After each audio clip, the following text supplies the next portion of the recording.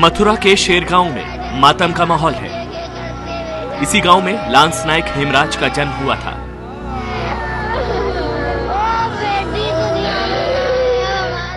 हेमराज इसी मिट्टी में पले बढ़े और वतन की हिफाजत का जज्बा उन्हें बॉर्डर तक ले गया। लेकिन मंगलवार की सुबह गांव में जो खबर आई, उसके बाद हर कोई सदमे में है।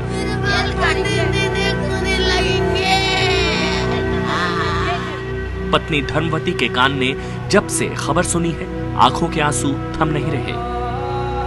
मेरे बाल करने कौन पा रहे हो दुनिया में, मेरा कोई भगवान पा रहे हो। मेरे बाल करने देखने लगेंगे।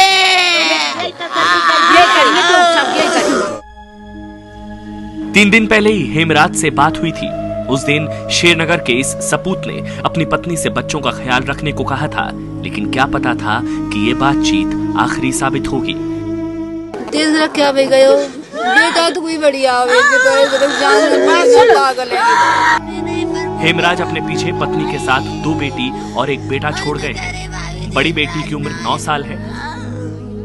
3 भाइयों में इकलौते हेमराज ही कमाने वाले थे। इस घटना से परिवार पर दुखों का पहाड़ टूट पड़ा है। परिवार के साथ साथ पूरा गांव अपने बहादुर सिपाही की शहादत पर आंसू बहा रहा है। लेकिन गांव वालों को इस बात का गर्व भी है कि उनके बेटे ने सरहद पर दुश्मनों से लोहा लेते हुए कुर्बानी दी। इसी तरह से बड़े को उनको ऐसा ही जवाब देना चाहिए कि मतलब हमारी जो विदेश नीति है वो मतलब हमारे हिसाब से ठीक नहीं है। सरकार मतलब जब तक उनको इसी तरह से उसमें नहीं मिलेगा, उनको इसी तरह से उनको जवाब नहीं दिया जाएगा, जब तक वो नहीं मानेंगे। पढ़ाई लिखाई में तेज हेमराज शुरू से ही सेना में भर्ती होकर देश की सेवा करना चाहते थे। साल 2001 में हेमराज का सपना पूरा हुआ और वो सेना में भर्ती हुए।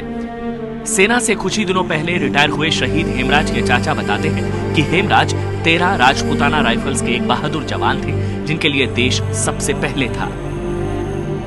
हमारे को काफी दुख हुआ जो कि वो हमारे बीच में अब नहीं है, और हमें फक्र इस बात का है कि वो सीमा के ऊपर शहीद हुआ है।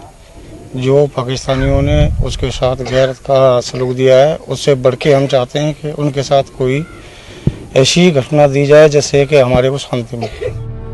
मंगलवार को हेमराज अपने साथी जवानों के साथ मेंढर सेक्टर में एलओसी पर गश्ती लगा रहे थे। तभी कोहरे का फायदा उठाकर भारतीय सीमा में घुसे घुसपैठियों ने हमला बोल दिया। आधे घंटे तक फायरिंग हुई और इसी दौरान दुश्मनों की दगाबाजी का शिकार हो गए हेमराज। इस शेर की शहादत पर सिर्फ शेरनगर ही नहीं, पूरा देश आज आंसू बहा रहा है।